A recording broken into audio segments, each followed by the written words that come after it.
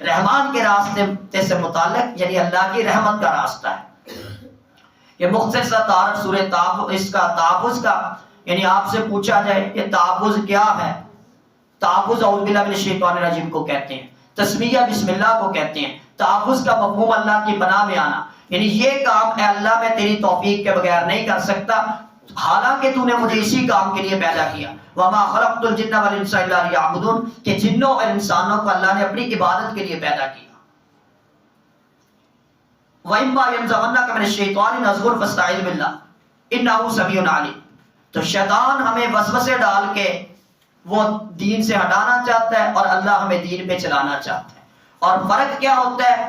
جو چیزیں اللہ نے صحیح پسند کی ہیں وہ اللہ نے بتایا یہ چیزیں اچھی ہیں، وہ رحمان کی پسند ہے. جو اللہ کہتا ہے یہ کھاؤ یہ نہ کھاؤ، جس کو کہا جا رہا ہے یہ کھاؤ، اس میں صحت بھی ہے، عزت بھی ہے، برکت بھی ہے، حلال بھی ہے، تعلق بھی ہے، کمال بھی ہے. جو اللہ نے کہا یہ نہ کھاؤ وہ انسان کے لیے نقصان دہ ہے. اللہ نے کہا یہ کرو یہ نہ کرو، جو کہا کرو اس میں فائدہ ہے، جو کہا نہ کرو اس میں نقصان ہے. شیطان ہر نقصان والی چیز کو، اللہ کہتے ہیں توحید پہ چلو تو قرآن شیطان شرک پہ چلاتا ہے اور وہ ہمیں شر کو اتنا میٹھا کر کے بناتا ہے کہ بندہ شرک کر رہا ہوتا ہے اور سمجھتا ہے میں توحید پہ چل رہا ہوں. اللہ کہہ رہا سنت جیسی سعادت کے راستے پہ چلو اور بندہ بدعت پہ چل رہا ہوتا ہے، اللہ کے نبی کی سنت کو چھوڑ کے رسم و رواج پہ چل رہا ہوتا ہے اور دلیلیں بھی گھڑتا ہے. اس میں کیا حرج ہے؟ تو اس میں حرج نہیں تھا تو اللہ نے اپنے نبی کو کیوں نہیں کروایا؟ اللہ کے نبی کے صحابہ نے کیوں نہیں کیا؟ انا اول العابدین، سب سے پہلے عبادت اللہ کے نبی کریں گے تو وہ عبادت بنے گی. تو وہ کام اللہ اپنے حبیب سے نہ کروائے اور ہمیں زیادہ پتہ لگ گیا کہ یہ کام بڑی محبت کا ہے، بڑی عبادت کا ہے.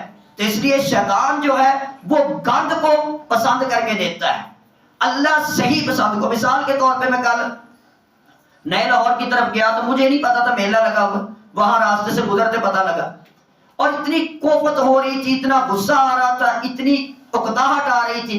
تو میں سوچ رہا تھا کہ بچپن میں ہم جب پرائمری تک میں ادھر پڑھا ہوں گاؤں میں تو تب مطلب کبھی بھائی کے ترلے کرنے میلے پہ لے جاؤ، کبھی تایا جی کے، کبھی کسی کے، کبھی امی کو کہنا، یعنی کتنی خوشی سی ہوتی تھی کہ میلے میں جانا ہے. تو اس کا مطلب اس وقت ہم ٹھیک نہیں تھے.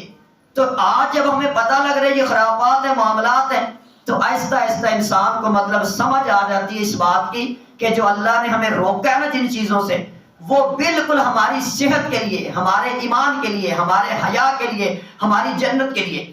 یعنی آپ سمجھ لیں کہ جو قرآن ہے نا یا دین ہے، اس میں حکمت بھی ہے، اس میں حقیقت بھی ہے، اس میں سچائی بھی ہے. حکمت، حقیقت، سچائی تینوں چیزیں ہیں. یعنی دین پورے کا پورا سچا بھی ہے اور دین پورے کا پورا حکمت پر بھی مبنی ہے. اس میں حکمت بھی ہے، حقیقت بھی ہے. حقیقت حق سے بھی ہے، حق سچائی سے بھی ہے، حق حکمت سے بھی ہے. یعنی یہ کتاب وہ ہے جس کے ایک ایک حرف میں الدین النصیحہ کا معاملہ ہے کہ پورے کا پورا دین اللہ کی نصیحت ہے. مرسل، پیغام بھیجنے والا، یعنی یہ قرآن جو آپ پڑھ رہی ہیں یہ اللہ نے مطلب ہمیں بھیجا میسج، خط، کتاب، پیغام. مرسل پیغام بھیجنے والا، مرسل جسے پیغام دے کر بھیجا یعنی رسول، اللہ کے نبی علیہ السلام تک یہ پیغام پہنچا. مرسل اللہ کی ذات، مرسل رسول اللہ کے نبی، مرسل الیہ جن تک پیغام آیا امت محمدیہ. مرسل کا پیغام مرسل کے ذریعے مرسل الیہ تک پہنچا. اب اس کے بعد وہ کہ یہ پڑھنا ضروری ہے، وہ پڑھنا ضروری ہے، فلاں پڑھنا ضروری ہے.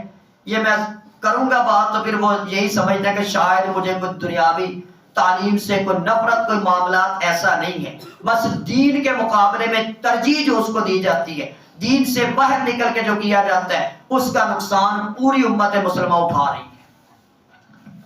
پوچھ لو روزوں میں رکاوٹ، جمعوں میں رکاوٹ، نماز میں رکاوٹ، صبح آنے میں رکاوٹ. شام صبح کو پوچھ لو کیا تھا، پیپر ہو رہے تھے، ادھر سے کلاس میں بعد میں آئے گا جائے گا، پہلے وہ جی وین آنے والی ہے، ہمارا سکول جلدی لگتا ہے، ہمارا 0 پیریڈ لگنا ہے. کس کو پڑھائیں، کب پڑھائیں؟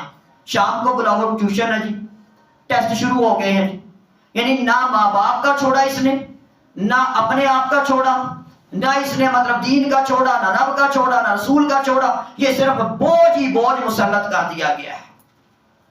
اور یہ ظلم، یہ جبر ہے، مولویوں کے اوپر فتوے لگتے رہتے ہیں، یہ جبر، یہ ظلم، یہ بوجھ، یہ کماثل الحمار یحمل اسفارا من حیث القوم سارے مل کے اٹھائے ہوئے ہیں۔ کوئی آواز بھی اٹھاتا تو اس کو غلط سمجھا جاتا ہے۔ اور جو بوجھ نہیں ہے، جن کو کہا اٹھ جاؤ، اپنے بچوں کو نا رمضان میں چھوٹے چھوٹے بچوں کو، دودھ پیتے بچوں کو روزے رکھوا دیا کرتے، کہتے کھلونے نا روئی کے بنا کے بہلانے کے لیے رکھ لیے جاتے کہ یہ بہل بہل کے کوئی نہ کوئی معاملہ کر لیں، یہ ہم جبر سمجھیں گے۔ چھوٹے چھوٹے بچوں کو تہجد میں اٹھا لیں، فجر میں بلا لیں، یہ جبر لگتا ہے۔ اور اس بچے کو اٹھا کے دودھ پیتی عمر میں 3-4 سال کی عمر میں اٹھا کے وین میں ڈال دیں، یہ جبر نہیں ہے۔ اتنا بڑا بھاری بھرکم بیگ اس کو دے دو، یہ جبر نہیں ہے۔ صبح آئے اور شام کو مطلب پڑھ کے آئے تو ٹیوشن کی طرف، ادھر سے آئے تو مدرسے کی طرف، یہ جبر نہیں ہے، یہ ظلم نہیں ہے۔ تو جب اللہ نے مطلب یہ سارے پیغام کا جو خلاصہ بنا، مرسل، مرسل اور مرسل الیہ، اب سورہ فاتحہ کا خلاصہ کیا بنتا؟ سورہ فاتحہ ابتدا ہے، قرآن مجید اس کی تکمیل ہے۔ سورہ فاتحہ دعا ہے، قرآن مجید اس کا جواب ہے۔ سورہ فاتحہ ایک عنوان ہے قرآن کا، اور قرآن اس کا مضمون ہے۔ سورہ فاتحہ خلاصہ ہے، قرآن اس کی تفصیل ہے۔ سورہ فاتحہ پھول ہے، اور پورا قرآن اس کی بکھری ہوئی خوشبو ہے۔ سورہ فاتحہ ایک دروازہ ہے، قرآن اس کا محل ہے۔ سورہ فاتحہ باب ہے، افتتاح ہے جنت کا، اور قرآن مجید جنت میں لے جاتا ہے جو اس کو پڑھتا ہے۔ تو یہ سورت، یعنی جب بندہ سمجھ کے تعلق جوڑتا ہے اللہ سے، مرسل الیہ تعلق جوڑتے ہیں، تو سمجھ یہی آتا ہے، ہر ابتدا سے پہلے، ہر انتہا کے بعد ذات نبی بلند ہے، ذات خدا کے بعد دنیا میں جتنے بھی لوگ ہیں احترام کے قابل، میں سبھی کو مانتا ہوں مگر مصطفیٰ کے بعد۔ اندھیروں کو نور دیتا ہے، یہ اللہ کا کلام نور ہے، یہ رمضان نور ہے، یہ برکات ہیں، یہ قرآن کھلا ہوا برکات ہے، یہ وقت نور کا وقت ہے۔ اندھیروں کو نور دیتا ہے، ذکر اس کا دل کو سرور دیتا ہے، اس کے در سے جو بھی مانگو وہ اللہ ہے، ضرور دیتا ہے۔ اے محمد صلی اللہ علیہ وسلم، تو سب سے اعلیٰ ہے، پورا قرآن تیرا حوالہ ہے، جس کے دل میں تیری محبت ہے اس کے چاروں طرف